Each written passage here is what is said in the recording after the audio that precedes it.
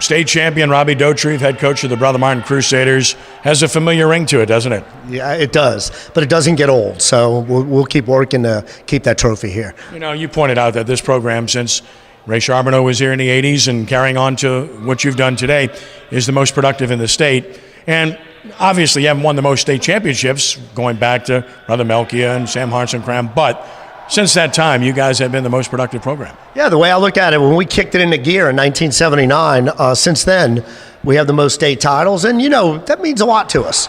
I didn't come up with the tagline 19 and 19, but I really like 20 and 20. So hopefully next year that we'll work toward that goal. How satisfying was this one compared to others?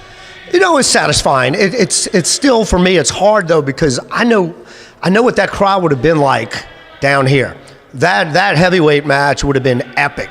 It was epic. But down here in New Orleans, or even in Baton Rouge, that match would have been epic with all these kids that you can hear cheering behind me at the pep rally. So I think we need to get it back to South Louisiana.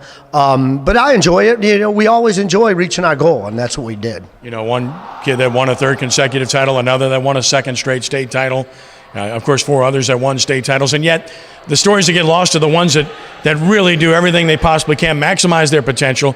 This is the second time I can recall in the last 7 or 8 years where you had a defending state champion that had to wrestle a monster that was also a defending state champion. I remember Jared Roman had to do that, and now Mac Brown did the same thing. And both of those kids were program makers, great kids who did everything they possibly could. Yeah, it's actually same with Connor Hoffman this year.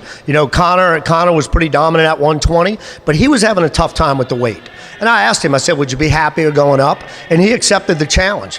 With Mac, look, we knew Perry Gansey was coming up, and we knew he was going to be at heavyweight, and we knew we would have to wrestle the perfect match to beat him. We thought we had it.